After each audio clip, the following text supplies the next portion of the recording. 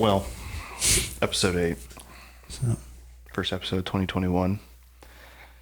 a lot to look back on. Just talk about. Look back on the year of our Lord 2020. Had some good things. It was not all bad. A lot of it was bad, but it did have some good things. Yeah, it had some good creative things. Mm-hmm. Which hopefully we'll get to dive in and look at. And we've got our 10 best, or what we think are maybe our 10 favorites. Top 10 faves. 10 favorites from the year. Some of them are things that we've talked about in the past, and some of them are new things to the podcast. We can't give it all away, you know. You got to save some of it for Stick around. It'll be fun. Yeah, exactly. Welcome to the Kinetik Creators podcast, where we break down and talk about interesting and creative happenings, events, and news. I'm Simon. And I'm Robert. Thanks for joining us today. We have a lot of things to talk about and break down for you, so let's get started.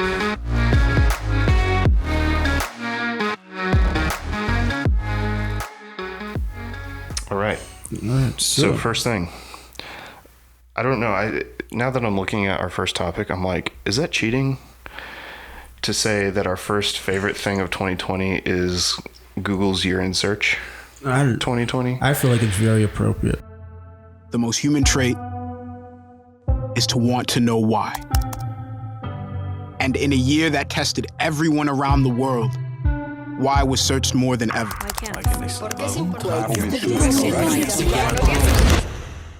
The spread of the coronavirus has passed a significant milestone. And while we didn't find all the answers, we kept asking. Some questions inspired joy. Others, excitement. Life in the bubble. Woo! You love me? Yes. You love me? Yes. You love me? Yes. I don't know what an improper fraction is. Keep all of those distractions out of the way. We found toilet tissue, y'all. Oh my God. Put it on there and start it up for me. What are y'all doing? It's still March. I don't know, just because, I look forward to that at the end of every year. Yeah, I do too. Just really interesting to see, how they just encapsulate a whole year. And especially a year this one, where it had there's a lot of negative baggage attached to it for sure. more than enough good reason. It's kind of like we had a decade's worth of history in just 365 days. But it was, I don't know. One thing I just liked about this, I thought was interesting about this ad specifically, was that it, attempted to address, everything that went on this year, from COVID to the protests to the election to Australia was on fire at one point. We almost got into a war with Iran too. Dude, and it's so much that nationally, internationally, and personally. Kobe died. Kobe died. Yeah. But yeah, just how Google really addressed all of these things and kind of, it felt optimistic in the best sense of the word. Not a cheap positivity, but a real sense of looking at things at what they are, but acknowledging the potential for things to be better. Yeah, for sure. One of the things that's always interesting to me about the year in search, I don't know that the human species has ever had something so ubiquitous as Google, that it literally can demonstrate what's happening in the world around us. Where if something happens, what's the first thing you do? You Google it, right? It's COVID-19. What is that? What's happening with the election? What's happening with protests? What's happening? How do I do this thing? What does that thing look like? It's the first thing you do. And I think it really speaks to like kind of the ubiquitousness or the prevalence of Google in general, which that in of itself could be something, we could sit and debate for hours and hours, but just like the power of that in our society and kind of globally, I think is really interesting. And I don't know that really gets enough, like, because we all just sit here and we're like, oh yeah, Google. Mm-hmm. But like when you step back and you think, it's like no other point in history have we really had something like that either. Yeah. Where you can literally essentially graph the things that the world is thinking about and feeling through what what questions they're asking. Yeah. And I think just connecting like that idea of Google just really connecting and having all of the or just like tethering all of the very different aspects of like our current human experience, is that specifically like in these series of ads, in this particular ad, they try to like tie it together to make it just to really make it more cohesive, more digestible, because again, these things are so broad and so macro, and Google being like this giant beast that's involved in like so many facets of like our lives today. It is I just think it's really fascinating how they're able to like boil it down to a single question. And this year they asked the theme throughout all of the year was like, why? Like all of these things were going on. Why these things are happening, and why these things are important, or all of these why questions. And it's often been said, I think Simon Sinek is very like his. I just keep thinking of like his like start with why, and like how powerful of a question that is. And I think having that at the forefront of anything, but especially Google, and especially for this year, I think that it's pretty significant. Yeah, absolutely. Yeah, I always like their ability to distill, the events of a year into a singular theme or question or statement or something like that. Mm-hmm. Is there anything in the video that you think they left out that they should have put in there? Or is there anything you would have added to it if you had been in charge of it? Yeah, I don't know how I would have done it differently, but I also know like it doesn't feel like the ones prior, and obviously the past year hasn't felt like past years. Absolutely. I don't know. It towed the line between being somber appropriately, and also not being like because at the end of the day, this is a commercial, and you don't want to associate yourself with lean too much into melancholy and negative things that happen.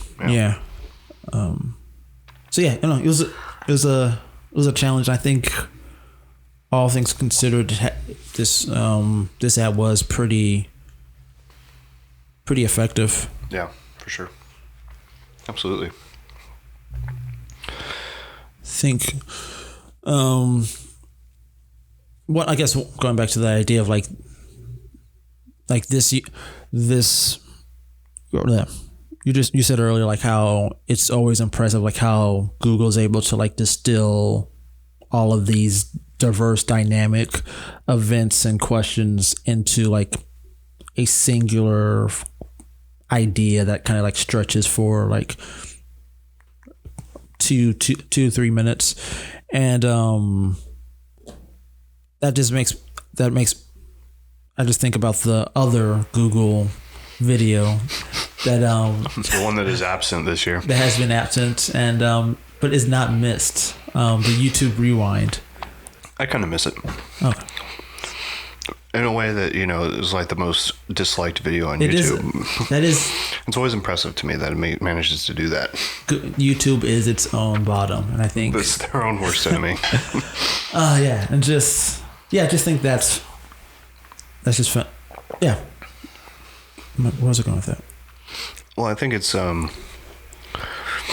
you know, YouTube usually does YouTube Rewind. Mm-hmm. They didn't this year. They said they put out a statement in like November, I think, Yeah. that they were not going to do it. I can't remember why exactly they said why they weren't going to do it. We should have looked that up. Anyway, I think one of the interesting things about it, though, is that a particular creator took it upon himself to make one, and to make the one that we all deserve every year.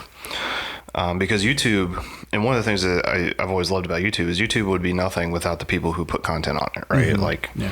Like they don't make content. They do make content now, but for the most part, you know, a large percentage of it is not YouTube owned or made.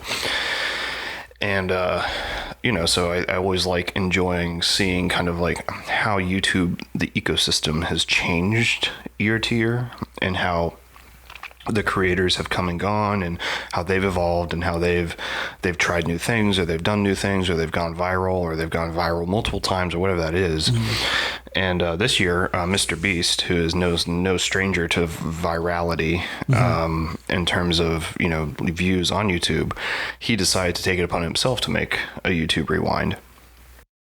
What's up, YouTube?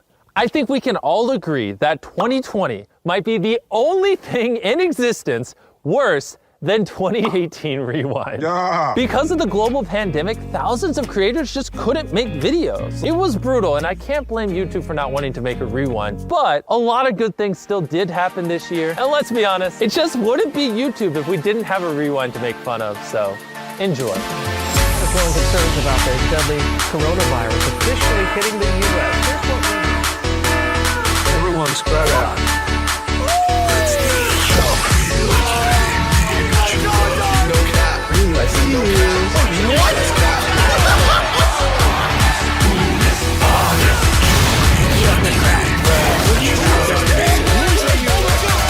Mr. Beast Rewind! I've always thought that YouTubers should get more say in Rewind, which is why I called hundreds of YouTubers and asked them what they think should be in Rewind. What do you want in YouTube Rewind? What do I want in YouTube? And it was the Rewind that everybody wanted, but we didn't know we needed. I particularly enjoyed it because he did really focus on the fact that so many people were not able to, or so many YouTubers are not able to do the things they normally do mm-hmm. on a regular basis. Yeah. But he still made it about the creators. And more importantly, this might be one of the videos that has the broadest selection of creators I've ever seen.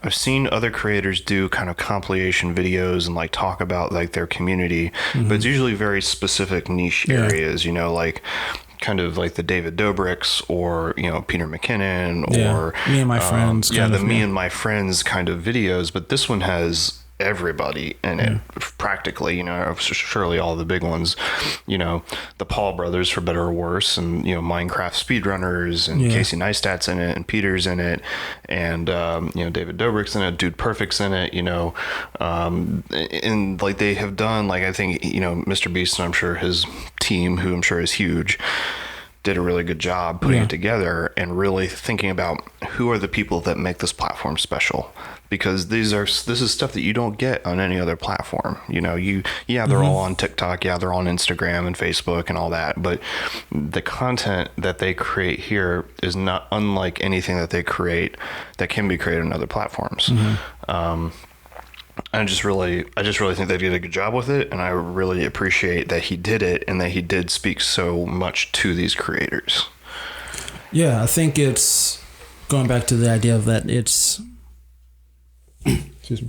Yeah, going back to the idea that this is like the YouTube Rewind that YouTube couldn't make is in part, it's like it is closer to the ground. It's closer to, you know, the people who are actually making it, and then like, you know, it's just,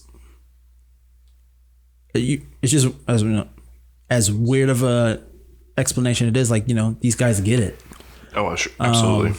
And so, like, you know, that camaraderie, that, you know, even if you're not a collaborator, there's still that camaraderie you have by, you know, trying to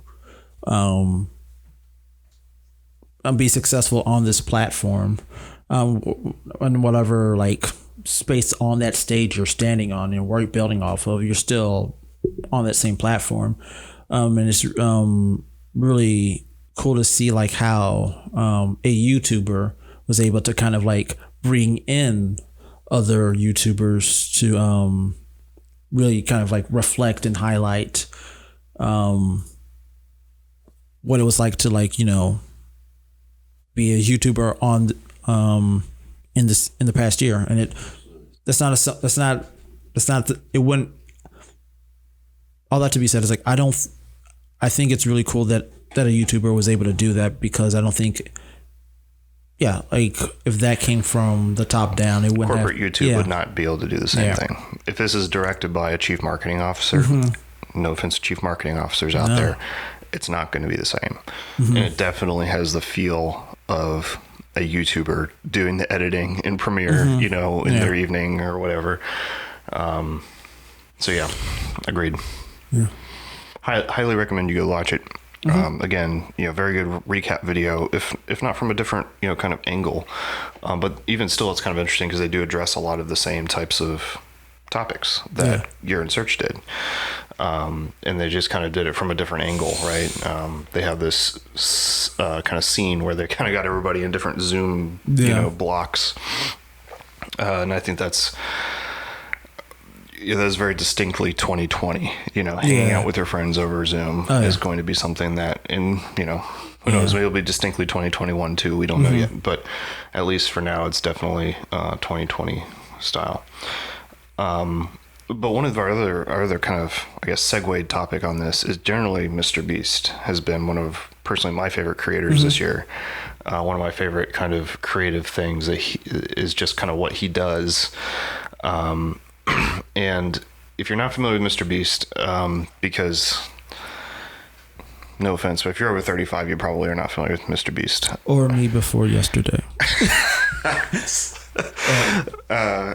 So Mr. Beast is a YouTuber. He's like 22 or 23. He makes these outrageous videos. He started like as a Minecraft YouTuber, playing Minecraft and uploading videos. And now he does these videos, and I'm just going to read you like a selection of his most popular uploads or his most recent uploads. I bought everything in 5 stores. I put 1 million Christmas lights on a house, opened a restaurant that pays you to eat at it. You know, I gave people $1 million, but only 1 minute to spend it. Steal this $100,000 diamond, you keep it. And it's all like, it's not clickbait. It's not clickbait. Like he follows through on it, you know, like he actually does it. And like, to me, like his level of creativity and his kind of this ability to capture what has been kind of this, I mean, it really is a market for these kind of wild and outrageous videos, because we've all been clickbaited into clicking on something, and it's like, that wasn't really what you thought, what you promised me. But he actually follows through on it. And most of them, and this is what gets me, is they're very philanthropic videos. I was thinking they sound like, you know, wholesome prank videos. Wholesome like all pranks. Of that, all of the it take even more creativity than a lot of prank videos, because some of them just kind of like, one of the things that I love about his prank, and so like he's kind of gravitated. So he used to do this outrageous things. Like he did this thing where he put 100 million Orbeez in his friend's backyard, and that's just kind of outrageous, right? At the end of the day, it's pretty harmless, but it is kind of outrageous. And he's kind of started gravitating. He still does those types of pranks, but he's started gravitating more towards these things where they're very like doing good to other people, and like. And one of the things that I think is so interesting and kind of funny is, like, in this last video that he uploaded just yesterday, actually, I bought everything in 5 stores. One of the stores was a car dealership or a car lot, used car lot. And so he bought out this car lot, and people came up and they were like, "Do you want this car?" And they're like, "Yeah." okay, here's the key. And people would be like, is this legal? Are you sure? Like, am I being pranked? Yeah. You know? And he does it. And I'm just like, and he's in interviews, he has said, you know, I just like giving people money and stuff. And I just want people to feel like they have what they need, you know? Yeah. And for one, I think that's very admirable of him, but also the fact that he's kind of been able to do it and kind of capitalize on this YouTube algorithm to do it has been really interesting to see that in particular. I think it's kind of like the people in those videos, the recipients of like these crazy outlandish gift pranks are like, they're kind of going on the same journey that the viewer is. Like, it's so unbelievable you don't believe it. Yeah. That it's happening. Yeah. I think that is pretty special, that it, as outrageous as it might sound like or look like, it's real. And I think going back to the whole YouTube Rewind, or his YouTube Rewind, I think that is pretty special. They're just being able to oh man, it made sense in my head and then I lost it. I feel like that's just the story of 2020. It was going okay and then I just lost it. Did.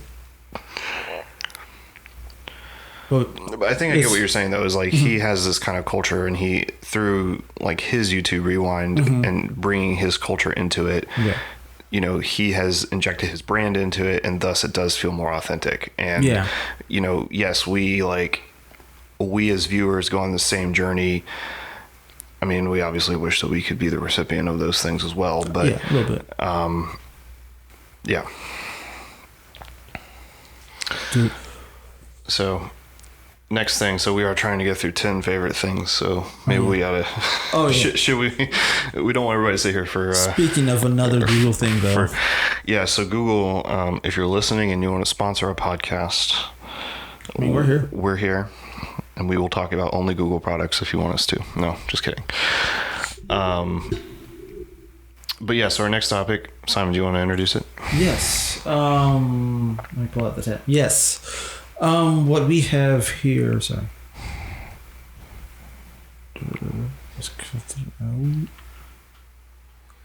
Oh yeah. So, you know, speaking of Google and just being involved in the year 2020, one of the things they did was make museums and galleries available virtually. And one of the basically, so Google Arts and Culture has compiled a list of like more than 500 museums and galleries that you can just visit virtually. And I think, you know, that's a big win, obviously, because like people aren't able to physically, you know, gather, go to things. Go to places and do things. We can't leave our houses. Yeah, the before times. But it's also really cool that, again, Google being like this giant that's able to connect across the globe, is that it now makes like, you know, something as special and kind of that is, you know, often pretentious or exclusive, a lot more accessible. And I think that is, I'm always like really big on celebrating that. Something that is that has been like removed from the masses, lack of a better term, or just, you know, regular everyday people or people who aren't able to like access these quality things are able to like get a hand of that because of the internet. So yeah, being able to like, you know, look at and learn from just galleries across the globe. You don't that's great. You don't even need a passport to see Van Gogh's artwork or the Eiffel Tower. All because of just this project that Google was able to do. Yeah, absolutely. It's not just,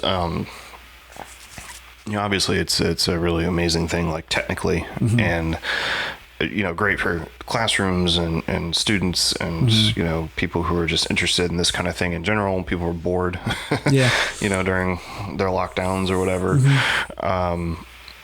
But I do think it even opens up a new kind of avenue, kind of, as you say, to being able to experience these things which are traditionally reserved for people who can afford it. Going to a museum, obviously a lot of museums have like free admission days and stuff like that, and discounted rates and things like that, but like you say, like getting to those places can be really hard, and it's not accessible for a lot of people. And it's just like, how many more artists would we have in the world if they were able to experience the work of Van Gogh or should I say it? Van Gogh. Van Gogh. How many more artists would we have in the world? How many more musicians would we have in the world if they could experience symphonies? How many more photographers in the world would we have if they were able to experience, these great works at MoMA or wherever, Yeah, really just expanding. Yes, it's just kind of going off of what you're saying, just like really expanding what is possible by opening the doors wider for more people to kind of like access it. Yeah. Yeah, and it is something. And I always appreciate this about Google. Again, say what you will about the company, but Google, in this instance, they could have charged $10 a month for it, and most people would probably not even bat an eye at that. Yeah, because it's still a great deal. It's still a great deal. Like it's not like it's really expensive, and it's like could even have premium features in there or something. I don't know, but they decided to make it free, and I think that's also.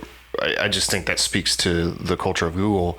And as I'm sitting here, even just listening to us talk about it, I'm like, this is also a lot about what we're about too, where we want to be able to inspire others to do these things. And we want to see more people become creators and creatives, whether that's at a professional level or, at an amateur level or whatever that is. Yeah. And, I think projects like what Google has done here really does encourage that.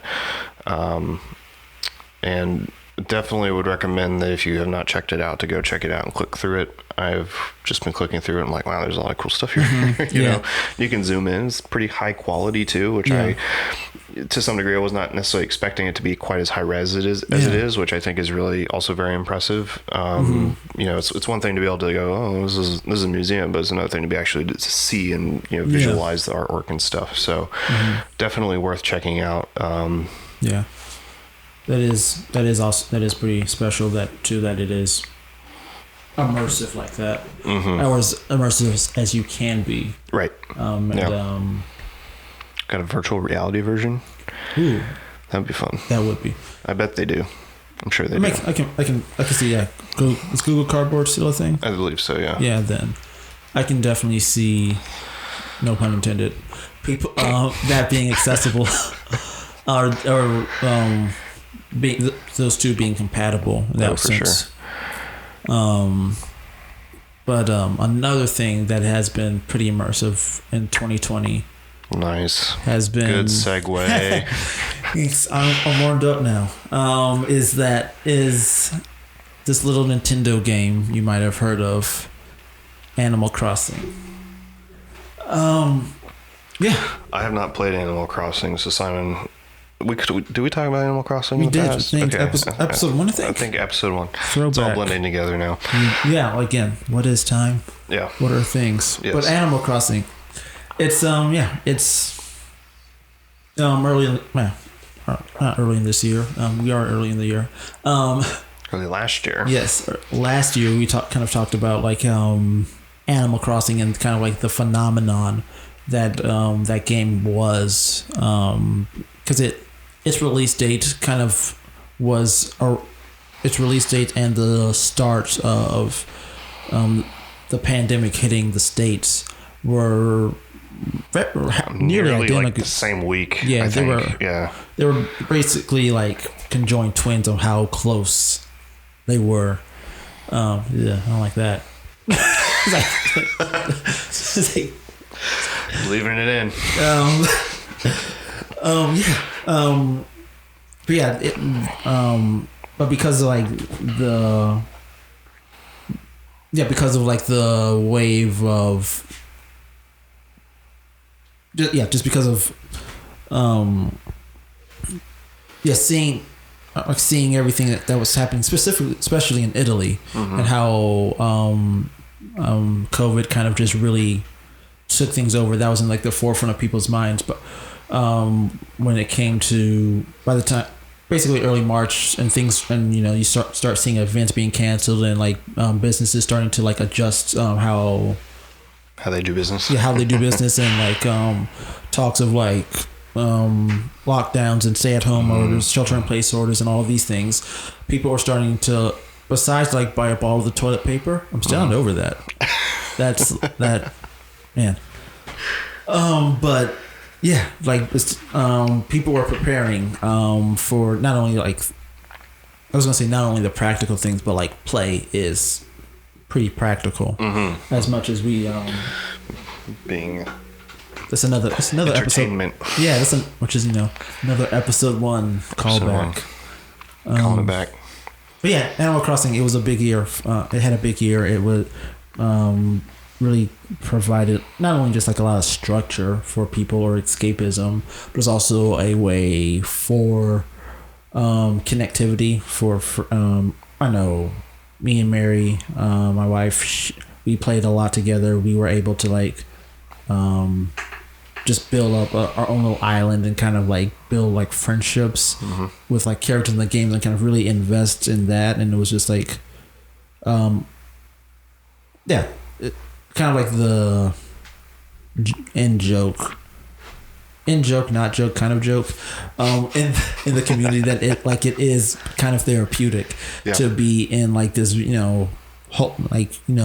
cute, wholesome, world, yeah, where there aren't any problems, but but there's still like the opportunity to really be creative and to kind of like really adapt your world and explore and then go online and kind of like play with your friends and kind of see what they've been up to. Yeah, absolutely. Yeah.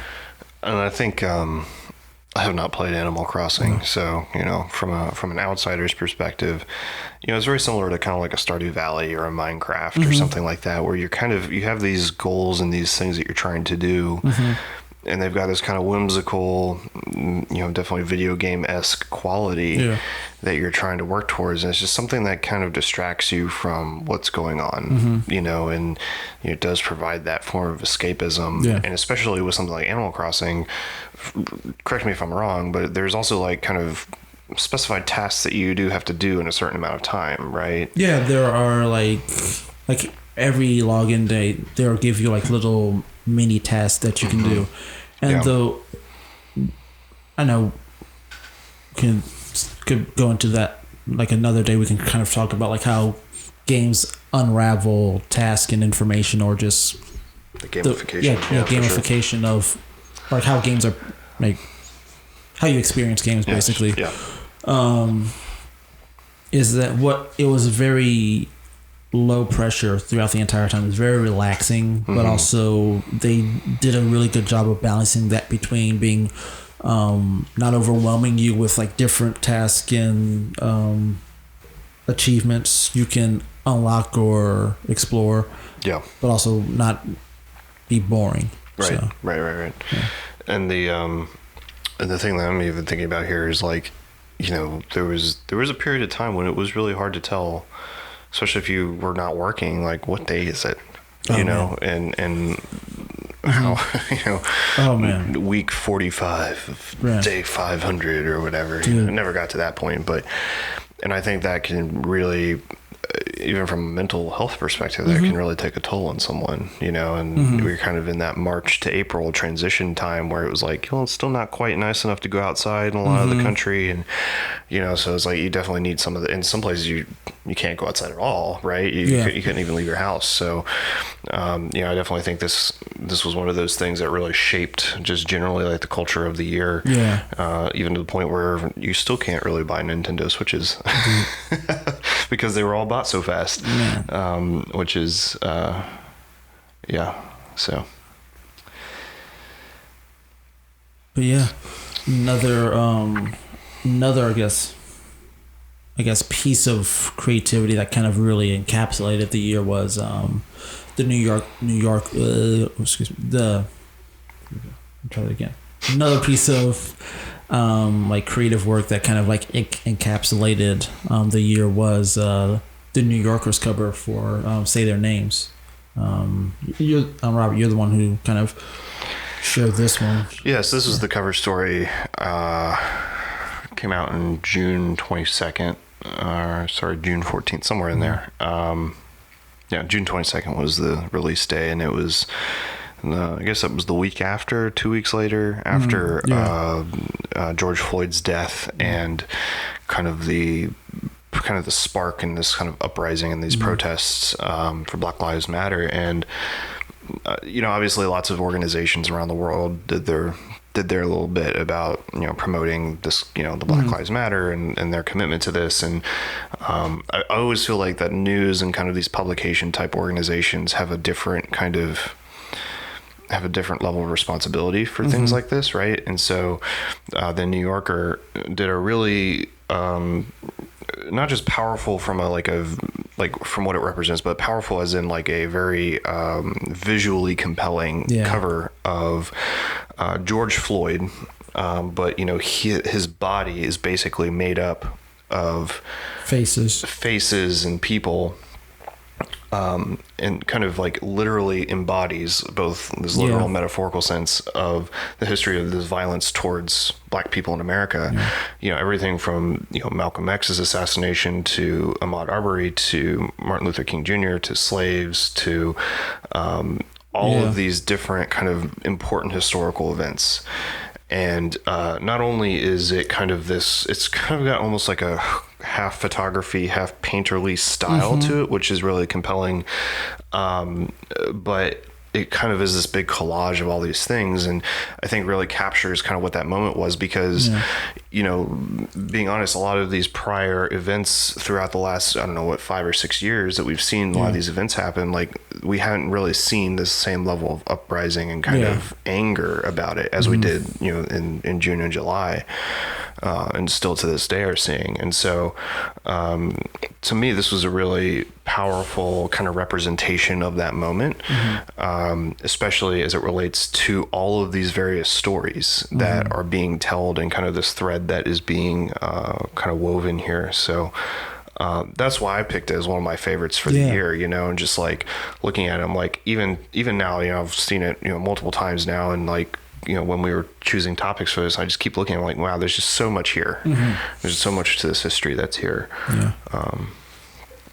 I think just even kind of like analyzing, or not necessarily analyzing, but just really kind of like discussing the image of the cover itself is like, it takes the idea, the reality of like what happened to George Floyd was kind of like the tip of the iceberg of so many injustices and atrocities that kind of like pushed June this summer and kind of today to bring us to this point of like where it really just speaks to the truth that like George Floyd was the tip of the iceberg. And one thing I like about this cover, especially like if you're able to click the link or the show notes will have like the link to the cover stories, like you can kind of scroll through and like get like little statements about each story of like who these people were, because that is one of the things that is kind of hard to either keep up with, or we just as we go through our own like daily lives, we kind of do lose like these headlines kind of like fade away to history, and we kind of move on with our lives. But being able to like look in this at this cover and see like these these faces, we are reminded like these headlines were humans and like what happened to them. It didn't go away because it might have left our collective consciousness. Yeah, absolutely. But yeah, and what you said earlier about like the style of it, I thought I never really noticed that, but yeah, it is both a blend of like photography and painterly, and I think that is practically it is a cool way of like unifying like these different images from throughout history to kind of like not making it feel like it's making it feel like it's a singular moment, all the way from the unnamed slaves to George Floyd in 2019 or 2020. Sorry, yeah, absolutely, and oh goodness, right now in my brain, what was I going to say? So you're saying, because one of the things that I love about the medium of photography is that when you're taking a photograph, you're literally capturing a moment in time, light at a moment in time. And for so many years, the only real way that we were able to do that before we had photography was painting. You know, and so I think it's really interesting to see kind of this historical blend of these two kind of media come together here to kind of tell this story across what is in essence several hundred years. I think you said about 400 years, right? Yeah. Of this history of what's been happening. And they even so like the majority of the photo is kind of this monotone black and white kind of sepia toned kind of color, and then they've got these bright blue periwinkle flowers in there. And so like they talk about in one of the little, if you go to this website from the New Yorker, they kind of have this little thing and it kind of scrolls around the whole image so you can kind of get each little picture of the image. And one of them is the unnamed, and I'm just going to read this point because I think it's really powerful, is that most of the millions of black people enslaved in America were given names by their owners. To this day, many are nameless. Their graves lie across the country, often unmarked. Some scholars have found them by looking for periwinkle, a common burial plant in the 18th and 19th centuries. And so the only way that you can even identify where these people are is by this one flower, which kind of stands out through this, through this illustration. And even just thinking about that now, as you were saying, where like the headlines kind of fade, and like the names kind of fade and blend together, where I think there's a really powerful kind of conceptual imagery there where it's all linking these stories together. Yeah. I think last thought for me is that kind of like the how the flowers kind of like work together both conceptually and visually, because they are a nice visual balance between like the somberness of these faces that we instantly associate with like a profound, understandable sadness. Yeah. But then seeing like these almost hopeful looking flowers. It is a nice visual contrast, but then having like that narrative attached to it, kind of like interwoven with the rest of the this cover piece. I think it is just very powerful. For sure. If you haven't seen it, I would definitely recommend going to check it out and taking some time to walk through it. It's really powerful. I learned several things while reading this and just reading through the stories. I guess we can cut this part out, but I thought one thing I think is also really powerful about this cover, specifically in terms of like 2020 and like the idea of just saying their names like being the focal point of the cover, was the New York Times, I believe. What they did when the United States crossed 100,000 COVID deaths, and like the entire cover were the names. That was definitely a similar. Very. I can't believe we didn't think about putting that in. To be honest, I just New York Times. No, it's a good connection, and absolutely, it's very, very similar kind of vibe where you kind of see visually just kind of that impact in all of those individual stories. And like one of the things that has been, or I guess one of the things that I think is really powerful about like these cover stories and like the stories that kind of like frame no, I guess just the powerful things about these stories is just like how they are a reminder of a reality that we're facing in. But also one thing I loved about this year was that there was also no shortage of like people who are looking at what is and kind of like encouraging us that it doesn't need to be this way, it doesn't need to stay this way, and kind of like encouraging us to find resolve to make a difference or to absolutely just motivation. I think nothing, there are few things as motivational as like a sports commercial, as strangely as strange and kind of corny or cliche it might be, but Nike, they made a pretty powerful commercial this year. Yeah, they made a couple, but this one in particular, they made a couple, but yeah, for sure. We're never alone. And that is our strength. Because when we're doubted, we'll play as one. When we're held back, we'll go farther and harder. If we're not taken seriously, we'll prove that wrong. And if we don't fit the sport, we'll change the sport.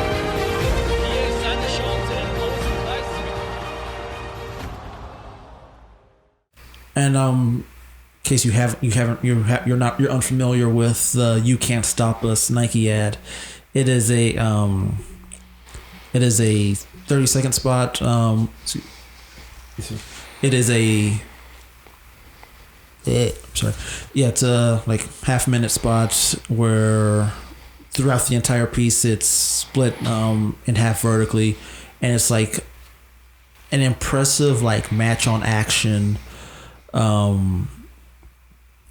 piece where it combines like professional athletes, professional stadiums, and pairing them with like us, the everyday person, kind of like taking a stand for these various social causes and issues, people who are having to navigate being in a COVID world and trying to find a sense of normalcy, or just kind of like that resolve to keep going and keep pushing. Absolutely. And that's one of those things, just generally speaking, that thought, even that's one of the things, like the Olympics is so powerful, where all these people come together, and like sport is literally this unifying power, right? You think about like the Christmas Day soccer game that was played in World War I, like that kind of stuff. And that this idea, this kind of defiance in the face of what is happening globally, in the expected victory over it, is really what comes through in this ad. And I believe they had several print ads that went out as well with the video ad, but just watching it, you're like, yes, like this is hyping me up, and it's getting me excited, because you do go from like these really powerful kind of professional sports moments, where there's all these people in a stadium, Sabrina Williams, or even like dancers and sprinters and all this stuff, and then suddenly it's like, well, now you have people going through the stands spraying disinfectant in like hazmat suits, and that's a very hard thing to see, but it is the reality of the year. But at the same time, it's got this very hopeful feel to it moving into the future, and even not just the COVID thing, but like, the Black Lives Matter again, like, and I think those are kind of as we kind of put these topics together, we began to see these two things as this big theme coming out, where we as a global community went through these two big things and these two kind of big events, and seeing those continue to make their way into everything that we do is really powerful, but it's also a very hopeful thing. Yeah. You can't stop sport. You can't stop us. Dude. Yeah, that's if there's anything from last year that I like any of us to kind of just bring with us would be that idea, that message. You can't stop us. Yeah, absolutely. Yeah, it's just I'm like, I have a way to connect it, but like, all right. Just the idea of like thinking. Well, if I could say one more thing about the campaign, is that one thing that really interesting to me too is that this is a very unique look at a campaign. Like, I've never seen a video campaign that's done something the way they did this, with that split look in the middle, where they kind of paired it up really well. And someone was sitting there trying to find the exact frames that, like, literally someone like swaying back and forth on like a start line with someone swaying back and forth at a tennis match. And it's like frame for frame, nearly identical. And just like the technical execution of that really kind of astounds me and blows me away, because obviously none of it was like, it's not like they shot those things specifically for this. It's all very much handpicked for this ad, which I've always really appreciated Nike's kind of commitment to doing that and that kind of excellence. But more so here with this particular ad and kind of what their message is here, obviously, like, so. No, yeah, I agree. Like, there's a reason why Nike, and even going back to like the year in search, I really look forward to like their big statement videos, because it is a blend of, it's just taking like these seemingly dispersed and different isolated stories and kind of like stitching them together to really create a very compelling message to people that with the hope of unifying and kind of like lionizing the audience. For sure. And I think I was gonna do a segue. I've got a segue if you want me to do a segue. I was just, and it's a really stupidly simple segue, but I was gonna say, in other advertising news, and one of the things, and we've talked about this ad campaign in the past. Also, I think episode 1. This episode 3, maybe 4. Later, 4 or 5. Something like that. Okay. For a while, I was beginning to worry that we had peaked at episode 1. It's like everything else has just been downhill since then. But no, like the Moldy Whopper campaign from Burger King, who coincidentally has released a new logo. Which we're going to talk about in a later episode. So stay with us. Stick around for that. But the Moldy Whopper campaign was also one of those campaigns that came out in March, so right around the time that COVID hit, but also took a different approach to a very similar kind of topic that we're all used to seeing, right? Like we talked about this pretty in depth a couple episodes ago. You gotta go back and listen to those episodes. But they basically said, okay, hey, we're going to put a Whopper out. We're going to see how long it takes to get moldy, to prove that it's not preservatives. It's all like, real authentic ingredients, as opposed to a McDonald's or Wendy's or whoever else. And I think like this is one of those things that is one of our favorites for the year, simply because of how unique it is and how different it is compared to so many other campaigns that we see from fast food. And we saw some pretty other wild fast food campaigns last year, with KFC releasing their gaming console and whatever that weird movie thing they released was. The Lifetime original. But even still, like when you look at Burger King's ad here, like this is one of the more compelling ads I've seen from last year when it comes to making it moldy, and just like how counterintuitive that is to what you would normally expect from a fast food company or a food company in general to do something like that. one thing I love about this is that it's just aggressively honest. And gross. Yeah, it is. Watching that mold Watching grow, the mold grow, and it's all hairy and green and blue, and like that entree became an ecosystem, and that should be their ad campaign tagline. This entree became an ecosystem. But yeah, going back to this ad, and really all the ads we kind of talked about so far today was just like they're really committed to just that honesty. And especially like, you know, we're in a time period where we're seeing like so many ads a day. Yeah. And like so many, we're not even like aware of them anymore. Yeah. And so we're kind of like, we have that natural distrust or like mental emotional barriers when it comes to like advertising, to kind of like, I guess just trying to find like the man behind the curtain, kind of just like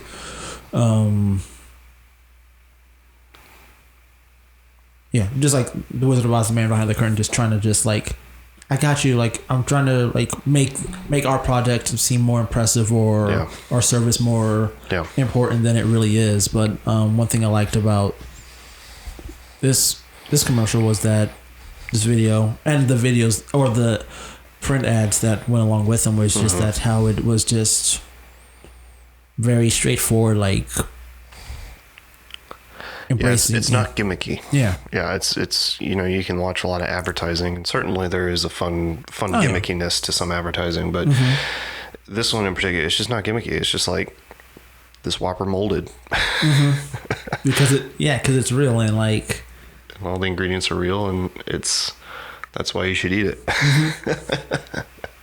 Which I do think like they're in, you know, I often wonder, like, you know, when we look at our favorite things at any time period, but from any kind of discipline, it's like those things that are our favorite are usually the things we haven't seen before. They're usually things that are very different and surprising to what we're used to seeing, and definitely think that's what we got with the moldy Whopper for sure. Yeah. But we did a more in-depth breakdown in that, was it episode 3, 4, something like that? I can't remember. One of those episodes. You should go listen to every episode, but specifically, we're gonna actually make you find it. You tell us which episode it's in. But you should definitely go listen to that for that more thorough breakdown. We'll hook you up with a pre-moldy fresh Whopper that you have to pay for. Yes. But yeah, I guess speaking of other things that we talked about before. I'm really thinking that we peaked episode 1. Dude. If we're you know, talking about top 10 favorite things of 2020, and you know me, there's no surprise that we're talking about Toby No Wigway.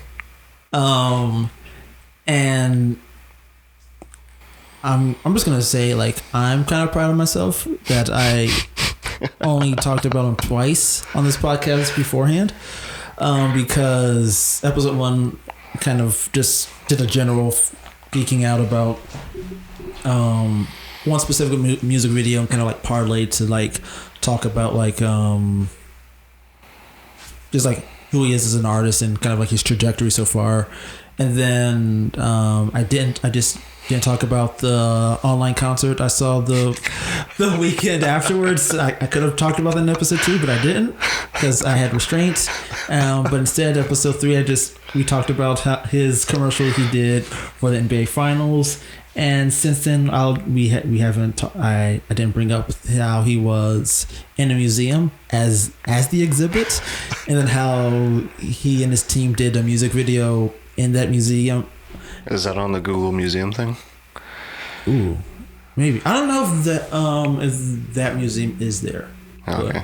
But still, if you're interested in seeing that specific exhibit, you know, his music video is on his YouTube channel, so check it out.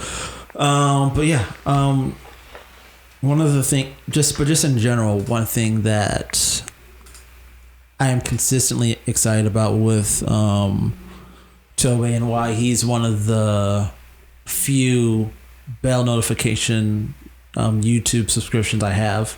Number 1, of course, is the Kinetik Creators podcast. Yeah, I just really and it's been like a really cool year to see somebody win. In general. Back up. Is Purple Rain the museum exhibition? I think it's that one. Go back. It's Purple Rain thing. I think it's not Bozos. It's gonna be before that one. Wildlings? Yes, that's the one they filmed in the museum. Core mode.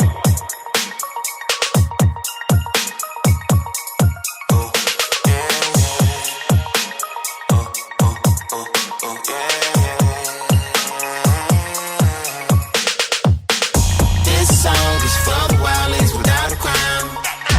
'Cause where we from, you cannot come up till you get down. You know when we see 12, we gon' get down, so don't make a sound. Now bring it back around. Look, flow sick, hospital. Every time I bust a riddle, you should feel like getting down. Move your feet just a little, get dagging like a pistol started busting on the ground. You know I'm straight about the leaf, better watch how you speak. Real G's don't chattel.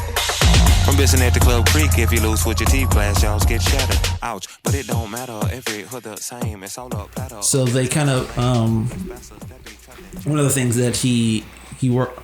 Oh yeah, he also started like a new album project as well. So man's busy. This is one of the things that I wish we saw more of, is that we have lots of people who are really good at like one thing, and that's great. Like I'm not gonna hate on that by any means. Like if you're good at one thing, then you should by all means stick to your one thing. But Toby is not afraid of doing multiple things. Yeah, he's not afraid of music. Obviously, he's not afraid of museum exhibitions. He's not afraid of commercials. He's not afraid of film, essentially.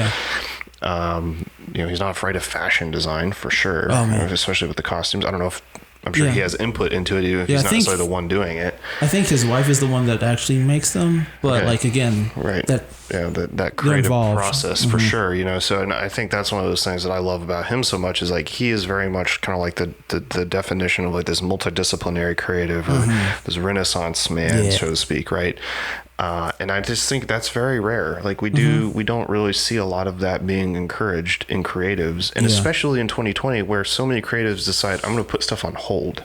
Oh yeah. Right? Like instead he and several other people, but him specifically, really just kind of steered into the skid and was like, you know what, I'm going to release a new music video like every day for 30 days or something, right? In quarantine, right? And he had he's been consistently. And I'm gonna make a new album. Yeah, too. He released the live the live concert. He did September, and then a month or so, like sometime in November, he released a whole new, completely different project. Right. And so it's just I am encouraged and motivated to like. Be creative and to really chase after my own dreams every time I see a new project or a tease of the next thing he's working on. And the one thing that I am thinking about with him too is like there is a certain level at which if you're going to be that invested in all these projects, you cannot be afraid to fail. Dude. Because there's more than likely some of it is going to flop, and that's just statistically likely. It's somehow it seems that not much of it has here, if any of it. He's probably got like I guess well into those 10,000 hours where it is for sure, and I'm sure there's stuff that we didn't you probably didn't hear because it just was like, no, this isn't going to work. But and that's just kind of part of, in my opinion, what a lot of creatives need to hear is like, you can't be afraid to fail into something, right? And you can't be afraid to try all these things to say, okay, what's going to work? What's going to make it? What's not going to make it? And how do I learn from that to make it better next time, right? And I'm sure he's made tons and tons of songs that none of us will ever hear because they're just not good. And he's probably even shot music videos that he's like, maybe we shouldn't release that. It's just not being afraid of failure. It's not being afraid to try something new, and if it flops, moving forward. But again, I don't think that's happened with him. No, yeah, I'm like really encouraged with how he works as a collaborator too. Yeah, like it's like a very consistent team, but especially like with the last couple of few releases, he's partnered with or featured different artists, which is also just really exciting to see, like, you know, other people kind of like grafting into whatever he's working with, and kind of like speaks to the idea of like you're consistent at what you're doing and you're building something people want to be a part of, then you will like your team will grow. I think that's an encouraging thing. Absolutely. Yeah. 100%. Yes. Tweet at me, or don't tweet at me, but like if you want me to talk your off about Topi more, you know, you can find me. I'm available. But another, or let me say that into the microphone this time. But another, again, this is another cool thing that blew my mind that just floored me the first time I saw it, was this redesign. We talked about logo redesigns in the past, but what's interesting about this specific redesign is one that it's not just a redesign, it's like a whole, it's a lot. Yeah, it's a lot. It's a whole.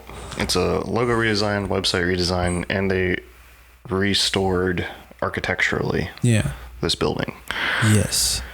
It's basically it's probably one of our favorite projects of the year, if not our favorite project of the year. I think this project was the reason we decided to do a best of 2020. Yes. We saw this and we're like, okay, we probably need to do this episode. It's basic. So it's this church in London called Hackney Church, St. John at Hackney.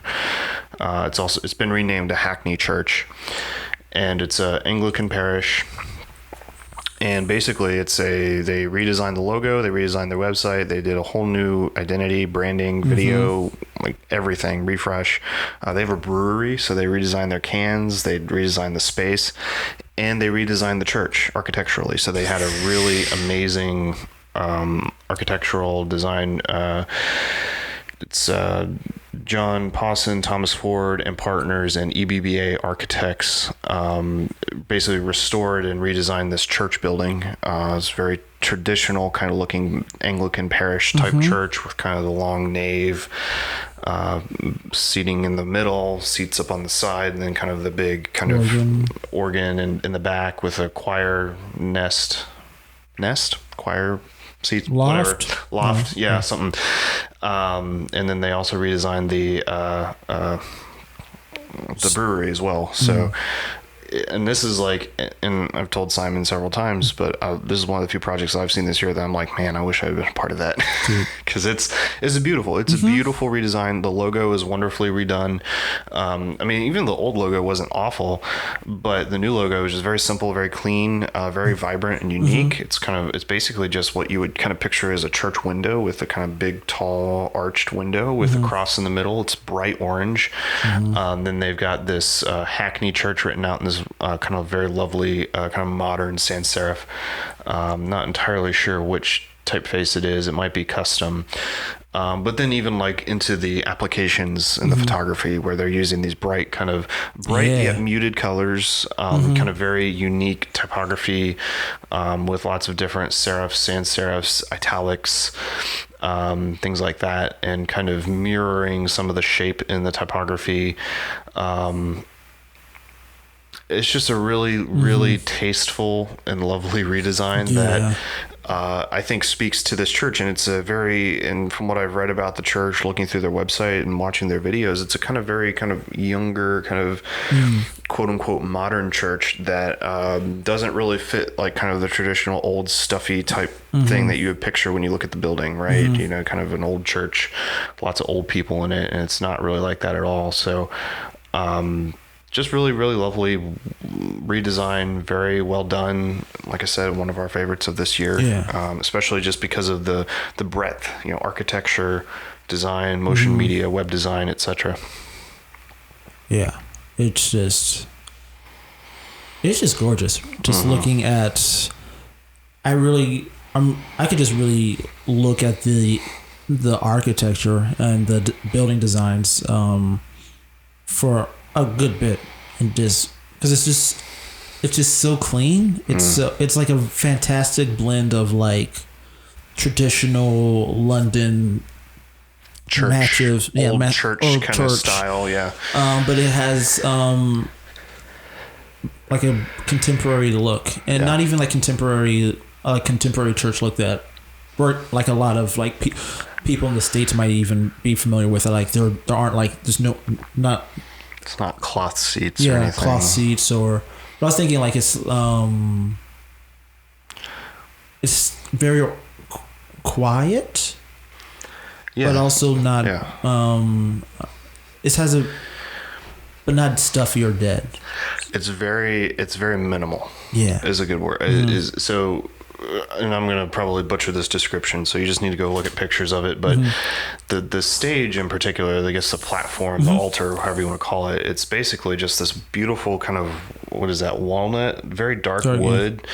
Very simple, not a lot of ornateness to it, kind of very simple lines, clean lines, very simple lectern and a very simple altar. It looks very modern, kind of like just one piece of wood with wood down below. Yeah. But then the background, like you look at the back of this altar area and it's got this, what looks like kind of the original kind of arched look around a stained glass that's been painted white. And like, to be honest, like I often look at wood painted white and I'm like, I don't know if I like that. Yeah. But this is like pretty incredible. It's just like, it's very clean. Then it's got this very ornate kind of gold backing underneath this wonderful stained glass window. And I'm just like, holy crap. Like they've done what I would probably consider to be nearly impossible in a lot of situations, and taken something that's very kind of traditional looking and probably was very old and stuffy beforehand and convert it to something that's very modern and clean, but still retains a lot of that history, which is very difficult to do. Yeah, it's like a very clean or a minimalized cathedral. Yeah, especially like with the stained glass. I'm just used to seeing stained glass like in every panel, and it is beautiful, but it can be overwhelming.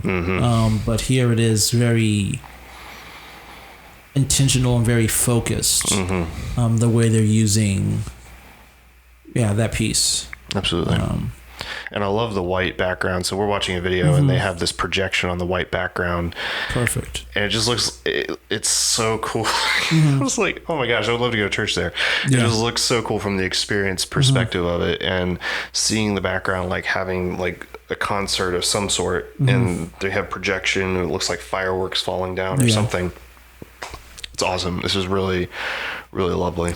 It is. I wonder, and I'm now thinking at other ways of like that projection can be applied. I wonder if it looks like they're projecting like an artificial stained glass in the background for some of these images. Some of the shots. But I wonder, just what that can do for the UX or the environmental experience of people and their, absolutely, for their different services and events they're hosting. Yeah, for sure. I don't know. It's oh, they've got that shot. So this must be this is the old version. Yeah. So we're watching this video that they have, and you can see the old version is very, very closed in comparison. So they've obviously done a lot of intense work to it, but this is one of those projects that was kind of like a sleeper project. We saw it come up on one of our websites that we like to frequent, and we were like, oh my gosh, like this is incredible. Like just the way they've done it and what they have done and managed to do in there. It's just great looking. Definitely one of our favorite projects of 2020. Would highly recommend you go and check out the links in the description. If you live in London, give us a review. Give us a shout and tell us how it is. Another, I guess, final thing for 2020. Of our 2020, far from minimal. We made it 2020, the final thing of 2020, but I don't know if it's our favorite thing of 2020. It might be somebody's though. It is probably somebody's. That's true. Well, we'll get to it in a minute, but it has like some elements that I'm pretty excited about. Oh, for sure. But yeah, the big Disney, you might have heard they're releasing everything. They announced it anyway. They announced that they're in December. The Disney reminded you that they own everything and that they're going to release these movies and projects. 52 things. Yeah, 52. 52 things. Everything from Star Wars to Avengers to Pixar to Disney Animation to Star Wars, the Pixar. Yeah. I don't know. I'm sure there's other things I'm missing. National Geographic. Mm-hmm. Yeah, they've got quite the lineup coming. ESPN, I think. Mm-hmm. So this month, I believe, actually today. WandaVision. When is that coming out? I think it came out over the weekend. Okay.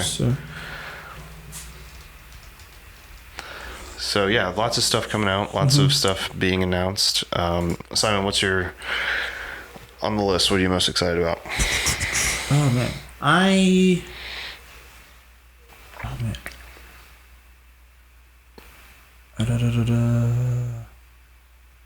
don't. Oh man. There's so much that it's like I don't know how to even pick one or two things. Yeah, like I'm interested in the Marvel stuff because I'm very interested like how they continue to keep their big narrative going and kind of keeping everything tight and connected and kind of like tying loose ends and creating, but also opening other doors to other just like how the Marvel Cinematic Universe has been growing and evolving since Tony Stark was building stuff into a cave with a box of scraps. Yeah, absolutely. I'm kind of interested in. I'm kind of excited about this Obi-Wan Kenobi movie. Mm-hmm. Kind of interested to see that Hayden Christensen is going to be coming back as Darth Vader, which would be pretty cool. I'm just excited to see more Star Wars stuff that's not just the trilogies, and kind of breaking out to see more of these stories, which, in my opinion, are usually more interesting than the trilogies are. I might get crucified for that, but I'm a bit more excited about that. Also, apparently on Baymax. Yeah. So Big Hero 6. I don't know if I'm emotionally ready for that. I mean, though. that's gonna be. Walla. That's right.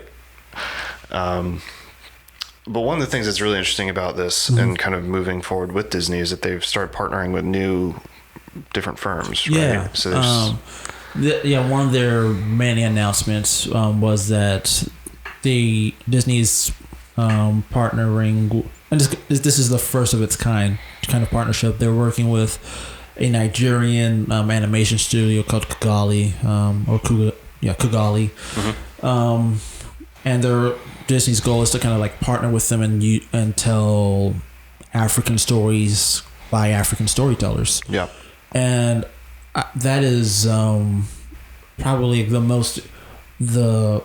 think that's going to be of all the announcements they made. I think that's going to be the one that will have the most impact and the greatest ripple effect.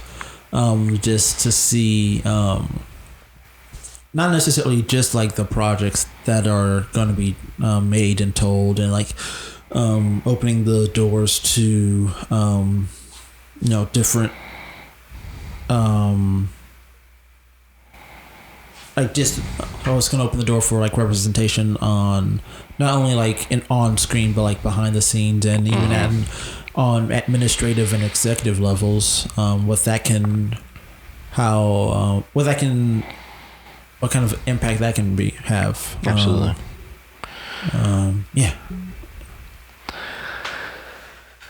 Yeah, for sure. I think it'll be. I think it's great that Disney is even just branching out to that. I think it's, we're seeing more of that in various industries, and now to see Disney kind of making that very official with their kind of official partnership with Walt Disney Animation, I think just goes to show how important it is. And Kigali being even like essentially the premier African storytelling, like comics and movies and TV shows, all sorts of stuff. So, and that actually leads us into what we're excited about for 2021. So we've got 3 things that we're excited about moving forward. This is one of them. Yeah. And just kind of this new trend to, it's not just Disney doing this. We're seeing this happen in tech and design now, where there's a very vibrant and active African tech scene. Yeah. Obviously, there's a very vibrant tech scene in a lot of major countries and cities in Southeast Asia. But now we're seeing that in Africa too. So a lot of venture capital money is flowing that way. So just like a lot of these more international cross-border collaborations I think that's what I'm excited to see more of that. So yeah.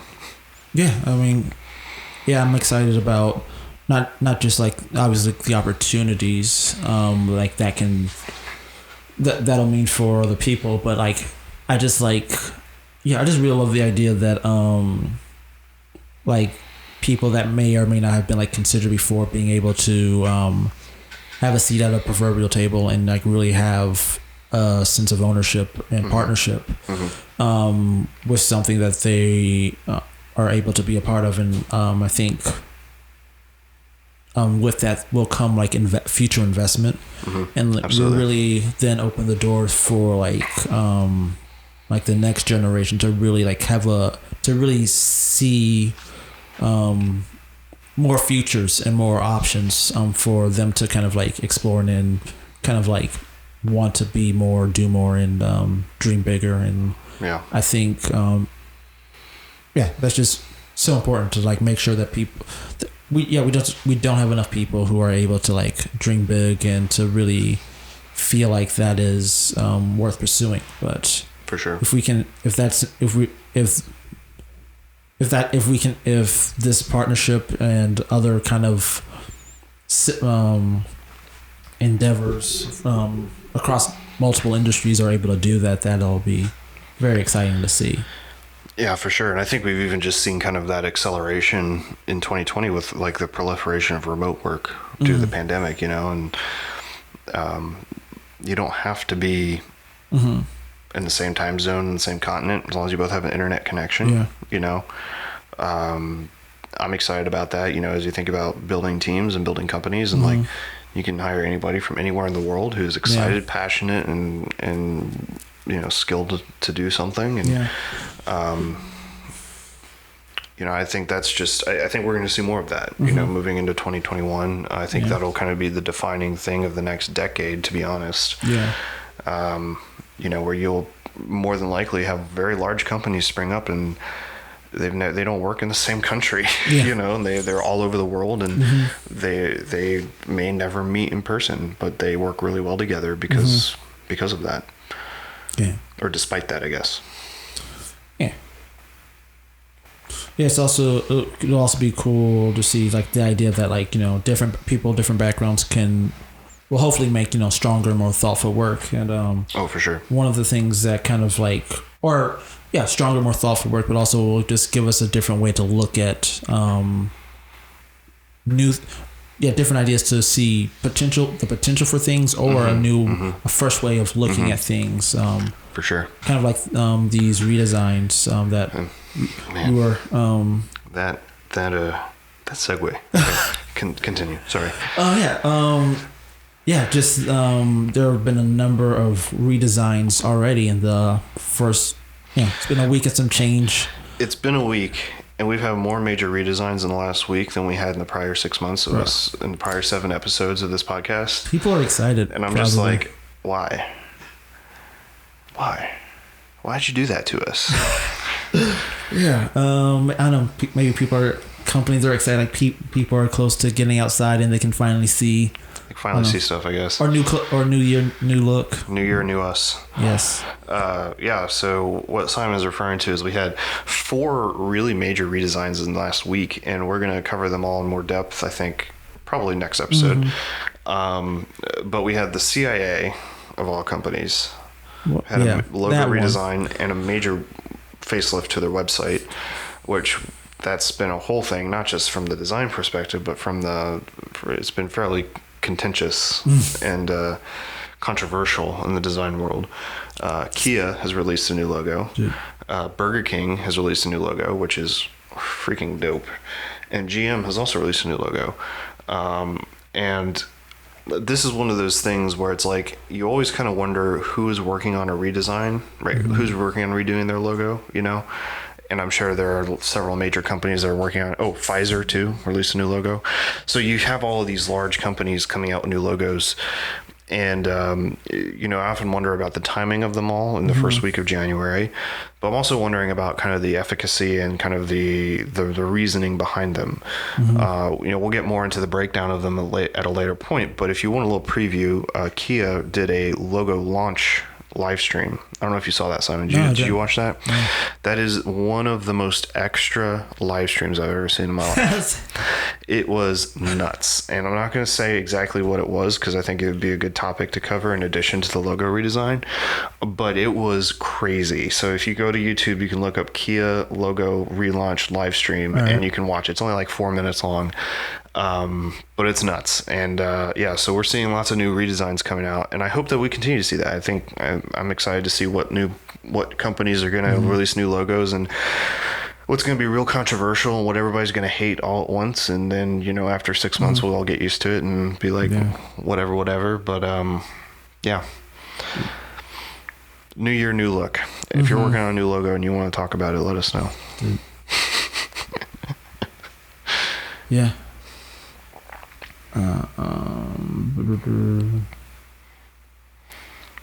Segue.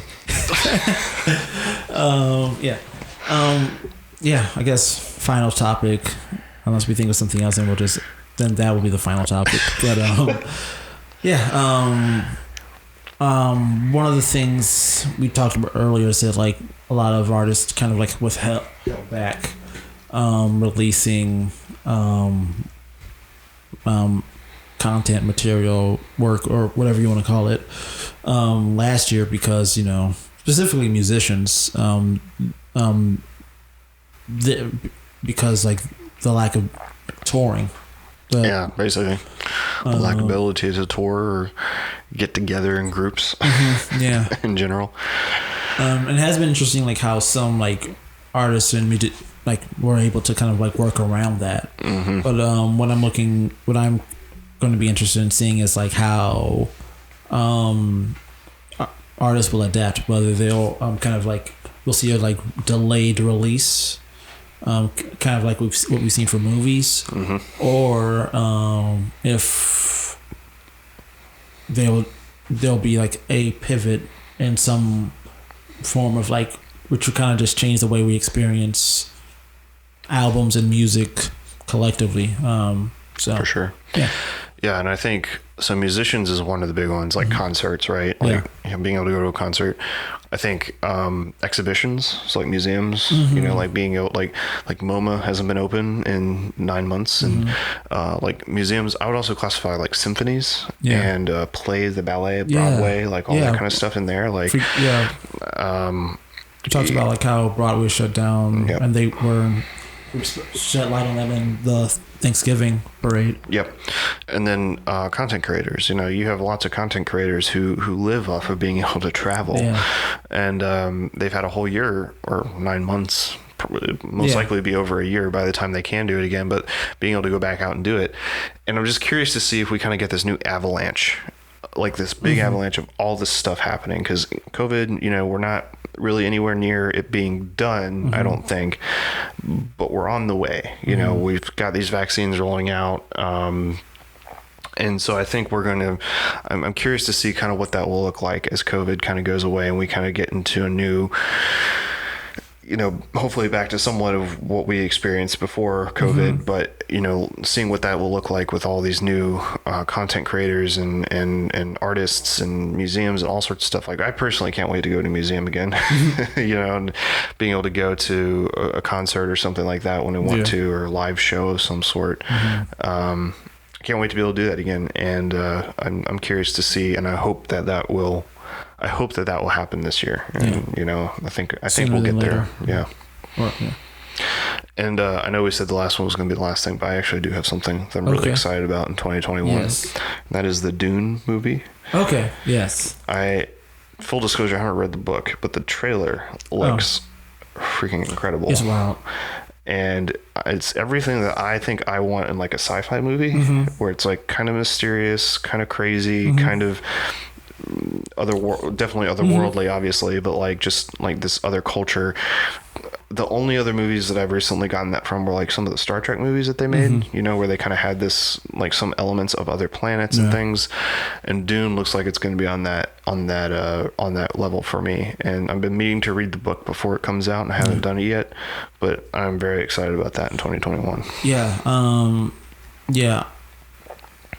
Dune is an exciting release. For one, the director, Denny V. He never misses. You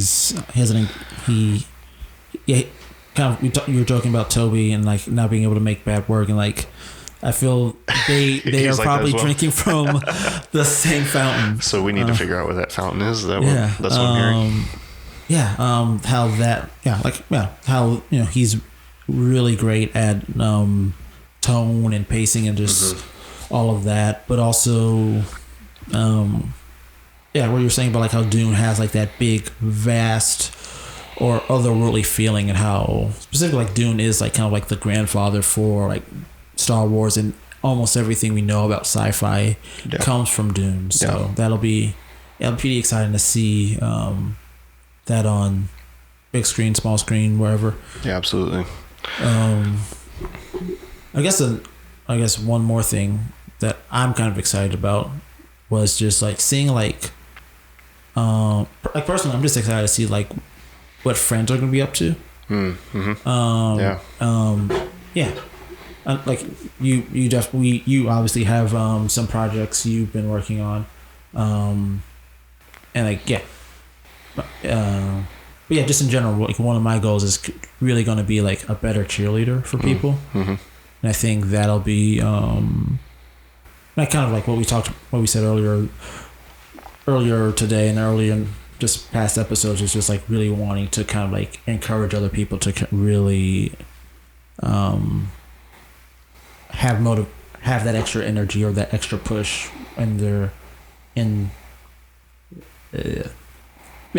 just to really motivate makers that are moving. So absolutely. Yeah. If you are working on something that you're excited about in 2021, you need to let us know. Hit us up, because we want to talk about that. We have ideas for content that we want to do, and that involves you guys. Also, if there's something that you're just generally excited about for 2021, hit us up. Let us know, because there's always room to add more topics to things. So yeah.